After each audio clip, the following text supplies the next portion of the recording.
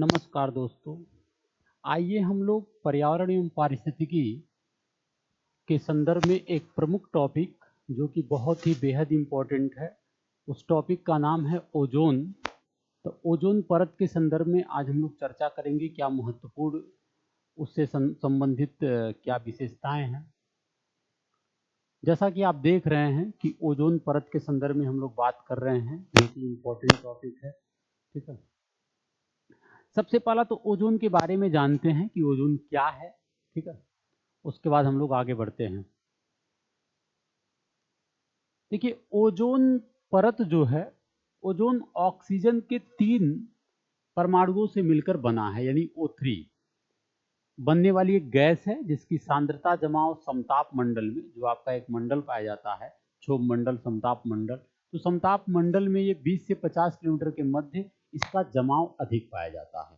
ठीक है, यहाँ पर चैंपमैन लेयर परत के पास प्रकाश रासायनिक अभिक्रिया के द्वारा ओजोन का निर्माण होता है और स्वतः टूटती भी है और स्वतः इसका निर्माण भी होता है। जैसे क्या होता है, ये ऑक्सीजन है, इस पे अल्ट्रावायलेट का प्रहार होता है तो ये परमाणविक ऑक्सीजन में टूट जाते हैं। ये परमाणविक ऑक्सीजन पुनः ऑक्सीजन से क्रिया करके ओजोन का निर्माण करता है। ये परमाणविक ऑक्सीजन पुनः ऑक्सीजन से क्रिया करके परमाणविक ऑक्सीजन का निर्माण करता है। ठीक है, ये महत्वपूर्ण बात है। ठीक है, और यह प्रक्रिया जो है, यह यदि ये ओजोन पुनः जो है परमाणविक ऑक्सीजन से विक्रिया करता है, ऑक्सीजन के रूप में टूट जाता है, तो ये प्रक्रिया निरंतर चलता रहता है। ये बात इंपॉर्टेंट है। ओजोन का महत्व क्या है, ये भी बात जान लेते हैं। देखिए, ओजोन की उपस्थिति मानव एवं पर्यावरण दोनों के लिए इंपॉर्टेंट है। ठीक है, के दृष्टिकोण से विशेष महत्वपूर्ण है, क्योंकि यह पराबैंगनी किरणों को रोक करके जो भूमंडलीय तापन, ग्लोबल वार्मिंग को कम करता है। इसके साथ साथ मानव में होने वाले कई प्रकार के चर्म रोग, बीमारी से सुरक्षा प्रदान करता है ओजोन। ठीक है, नेत्र संबंधी बीमारी को भी ये रोकता है, नेत्र से संबंधित जो बीमारी है उसको भी ये रोकने का प्रयास करता है। ओजोन की परत अगर बात की जाए तो विषुवत रेखीय प्रदेश में मोटी होती है, लेकिन वही ध्रुवों की ओर देखेंगे आप तो पतली होती है ओजोन की परत। ठीक है, जो महत्वपूर्ण विषय है कि ओजोन के परत का पतला होना। ठीक है, तो ओजोन परत का ह्रास जो कहलाता है कि ओजोन का परत क्यों कमजोर हो रहा है, इसके पीछे क्या कारण है, यह भी इंपॉर्टेंट है जानने के लिए कि ओजोन का परत जो है क्यों पतला हो रहा है, क्यों कमजोर हो रहा है। ठीक है, यह भी जानने की जरूरत है। ठीक है,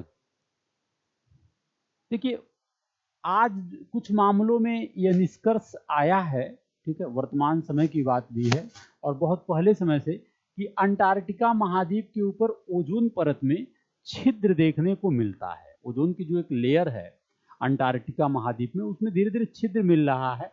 और सर्वप्रथम ऐसा 1980 के दशक में ब्रिटिश वैज्ञानिकों के एक दल ने ओजोन छिद्र कमजोर पड़ने की, ओजोन परत में छिद्र देखने की बात कही थी।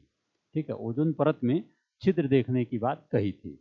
ठीक है, वर्तमान में यह यूएनएफसीसी जो क्लाइमेट चेंज से संबंधित प्रमुख एक संस्थान है। ठीक है, यूएनएफसीसी के रिपोर्ट के अनुसार कुछ उत्तरदायी कारक हैं जो ओजोन की परत धीरे धीरे निरंतर कमजोर हो रही है। तो इसके कुछ क्या है, कुछ उत्तरदायी कारक हैं, तो थोड़ा सा जानते हैं वो कौन से कारक हैं। ठीक है, जैसे क्लोरीन के अंतर्गत, ठीक है, क्लोरीन की बात किया जाए, देखिए क्लोरीन इसके अंतर्गत हैलोन गैस, क्लोरीन एवं ब्रोमीन आता है, जो कि हैलोन के साथ क्लोरीन एवं ब्रोमीन आता है, जो कि ओजोन को कमजोर करता है। ठीक है, क्योंकि सीएफसी, क्लोरीन सीएफसी की बात, क्लोरोफ्लोरोकार्बन, सीएफसी की बात की जाए, क्लोरोफ्लोरोकार्बन, तो सीएफसी एक ऐसा गैस है जो वायुमंडल में स्वतंत्र रूप से नहीं मिलता है।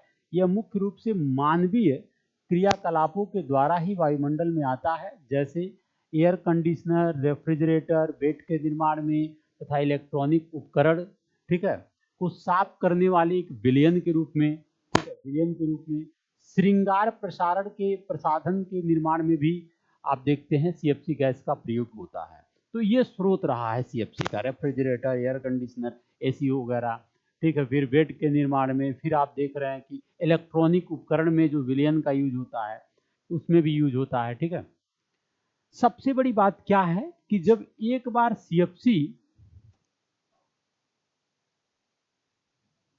सबसे बड़ी इंपॉर्टेंट बात इसमें क्या है कि जब एक बार सीएफसी वायुमंडल में प्रवेश कर जाता है तो यह लगभग 150 वर्षों तक इसका जीवन काल होता है, निरंतर चलता रहता है। ठीक है, और यह ओजोन के साथ क्या करता है, एक अनियंत्रित अभिक्रिया, जैसे मान लीजिए O3 है, जब सीएफसी इसके साथ मिल जाएगा ना तो नियंत्रित नहीं, अनचेन रिएक्शन के रूप में काम करता, अनियंत्रित श्रृंखला अभिक्रिया होता है। ठीक है, अब अनियंत्रित श्रृंखला अभिक्रिया होने के कारण क्या होता है कि ये प्रक्रिया निरंतर चलती रहती है। ठीक है, और इससे ओजोन परत का विनाश हो जाता है। इसी प्रकार सल्फेट, यह भी ओजोन परत को कमजोर करने के लिए जिम्मेदार है। ठीक है, यह क्या है, यह वायुमंडल में एक निलंबित कण के, धूल कण के समान है सल्फेट। जैसे आप जानते हैं इसके मानवीय स्रोत भी है, नेचुरल के साथ साथ मानवीय स्रोत भी है। आप देखिए मानवीय स्रोत, ज्वाला, नेचुरल स्रोत में आप देखेंगे, प्राकृतिक स्रोत में तो ज्वालामुखी विस्फोट के द्वारा, जो प्राकृतिक स्रोत है उसमें आप देखेंगे कि ज्वालामुखी विस्फोट के द्वारा, जबकि मानवीय रूप से यह ताप विद्युत संयंत्र, ताप विद्युत संयंत्र, औद्योगिक क्षेत्र, भवन निर्माण क्षेत्र एवं ईंट के भट्ठे तोड़ने वाले उद्योग जैसे क्षेत्रों से सल्फेट जो है, एक तरीके से सल्फेट के कण आते रहते हैं। ठीक है, सल्फेट के कण आते रहते हैं, ये इंपॉर्टेंट बात है। ठीक है, ये क्या करता है, ये जो है, जब सल्फेट के कण जो है वायुमंडल में पहुंच जाते हैं तो आप जानेंगे कि 15 से 22 किलोमीटर की ऊंचाई के मध्य बहुत अधिक पाए जाते हैं सल्फेट के कण। ठीक है, धूल कण के समान है। और उत्तरी गोलार्ध में, नॉर्थ पोल पोल में क्या है ना कि सल्फेट के कण बहुत मैक्सिमम पाए जाते हैं, ये बात इंपॉर्टेंट है। ये क्या करते हैं, इनकी उपस्थिति के कारण क्लोरीन के साथ जब ओजोन की अभिक्रिया करते हैं ना तो ये और उसको अभिक्रिया को तेज कर देते हैं, उत्प्रेरक का कार्य करते हैं, अभिक्रिया को तेज कर देते हैं। तो इस प्रकार आप देखेंगे कि ये क्या करते हैं, अभिक्रिया को तेज करते हैं, जिसके कारण जो है वो गति और बढ़ जाती है। ठीक है, इसके साथ साथ आप देखेंगे ध्रुवीय समताप मंडलीय बादल भी है जिम्मेदार, जो कि ओजोन को कमजोर करता है। क्योंकि अंटार्कटिका महाद्वीप के ऊपर जब शीत ऋतु होती है, अंटार्कटिका महाद्वीप आप जानते हैं, जब शीत ऋतु होता है तो उसे बर्फीले महाद्वीप पर तेज गति की पछुआ पवनें चलती हैं, और इसके प्रभाव से अंटार्कटिका महाद्वीप में क्या है ना कि तापमान नीचे चला जाता है। इस प्रकार ये क्या करता है, ये भी क्या करता है ना कि क्लोरीन व ब्रोमीन के कुछ मुक्त कुछ इसमें से, इस जो बादल है ध्रुवीय समताप मंडलीय बादल, इसमें से क्लोरीन और ब्रोमीन के कुछ मुक्त होकर कण निकलते हैं, जो कि ओजोन से अभिक्रिया करता है और ओजोन को कमजोर करता है।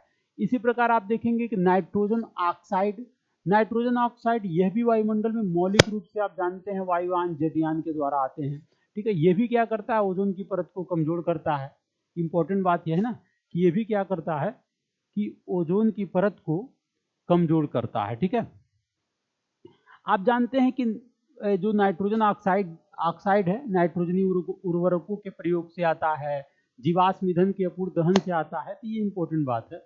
ठीक है, फिर आप देखेंगे कि जेट के प्रभाव, जेट के प्रभाव, इसके कारण भी ओजोन का परत कमजोर होता है, जेट के प्रभाव के भी कारण। ठीक है, अब सबसे बड़ी बात है कि ओजोन ह्रास का प्रभाव क्या पड़ता है, तो ये आप जान लीजिए कि इसके वजह से भूमंडलीय तापन पर प्रभाव, पराबैंगनी किरणों के धरातल पर अधिक आने से आप जान रहे हैं कि ग्लोबल वार्मिंग बढ़ेगा, और जिससे ध्रुवीय क्षेत्र के हिम पिघलेंगे और समुद्र के जलस्तर में वृद्धि होगी, ये इम्पैक्ट पड़ जाएगा। ठीक है, जिससे तटीय द्वीपों के डूबने की संभावना बन रही है, तटीय द्वीपों के डूबने की संभावना बन रही है, ये इंपॉर्टेंट समस्या है। अल्ट्रावायलेट के अधिक आने से सागरीय जल के तापमान में वृद्धि होगा, जिससे प्रवाल जैसे जीव प्रभावित होंगे एवं प्रकाश संश्लेषण जीव के की क्षमता भी प्रभावित होगी, और इनकी उत्पादकता पर भी जो है प्रभाव पड़ेगा। ठीक है, इससे समुद्री आहार श्रृंखला भी प्रभावित होगी, ये भी इंपॉर्टेंट बात है। भूमंडलीय तापन के में वृद्धि होने की वजह से आप देखेंगे कि मृदा की नमी शीघ्र समाप्त हो जाएगी, जो मृदा है, सॉइल है, और जिससे मृदा का अपर्दन एवं निम्नीकरण भी बढ़ेगा, मृदा का जो है सॉइल का अपर्दन एवं निम्नीकरण भी बढ़ेगा, और कृषि उत्पादकता में कमी आएगी। ठीक है, मानव समुदाय पर पड़ने वाले प्रभाव, ओजोन परत के कमजोर होने से त्वचा कैंसर, नेत्र संबंधी बीमारियां, ठीक है, में वृद्धि होगी। आनुवांशिकी विकृति की भी संभावना है, जेनेटिक डिसऑर्डर हो सकता है, ठीक है। ओजोन संरक्षण का प्रयास भी किया गया है, जैसे सर्वप्रथम मॉन्ट्रियल प्रोटोकॉल 1987 में, मॉन्ट्रियल प्रोटोकॉल जो कि 16 सितंबर 1987 को, और इसी दिन जो है 16 सितंबर 1987 के ही दिन जो है, आप देखेंगे कि 16 सितंबर 1987 के ही दिन अगर बात किया जाए तो प्रतिवर्ष जो है विश्व ओजोन दिवस मनाया जाता है, ठीक है। और यह जो है सबसे महत्वपूर्ण अंतर्राष्ट्रीय संधि है, मॉन्ट्रियल प्रोटोकॉल।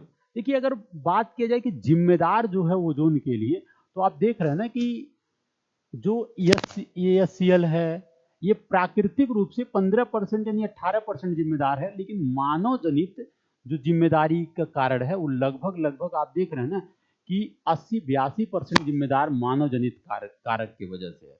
प्राकृतिक रूप से बहुत कम जिम्मेदार है ओजोन को कमजोर करने के लिए, लेकिन मानव जनित कारक बहुत ही जिम्मेदार है। अब यदि बात की जाए कि ओजोन विघटनकारी पदार्थ, जैसे हमने बताया CFC के बारे में, क्लोरोफ्लोरोकार्बन के बारे में, HCFC हाइड्रोक्लोरोफ्लोरोकार्बन के बारे में बताया, इसे दोनों को फेरान भी कहते हैं। फिर हैलोन है, HBFC है, हाइड्रो ब्रोमोफ्लोरोकार्बन, CCl4 कार्बन टेट्राक्लोराइड, ये भी ओजोन की परत को कमजोर करने के लिए जिम्मेदार है, ठीक है। इसके बाद आप देखेंगे कि मिथाइल क्लोरोफॉर्म है, सॉरी, ये देखेंगे आप, मिथाइल क्लोरोफॉर्म CH3CCl3, फिर मिथाइल ब्रोमाइड है CH3Br, फिर CH2BrCl, ब्रोमोक्लोरो मीथेन है, फिर नाइट्रोजन ऑक्साइड है जिम्मेदार। तो ये सब जो गैसें हैं ना, मॉन्ट्रियल प्रोटोकॉल 1987 के तहत इन गैसों को चरणबद्ध रूप से कम करने का प्रावधान किया गया है। तो ये इंपॉर्टेंट है ओजोन परत के बारे में, बेहद इंपॉर्टेंट है, आप इसका अध्ययन करिए। जो चीज़ ना समझ में आए कमेंट के माध्यम से पूछिए। जय हिंद।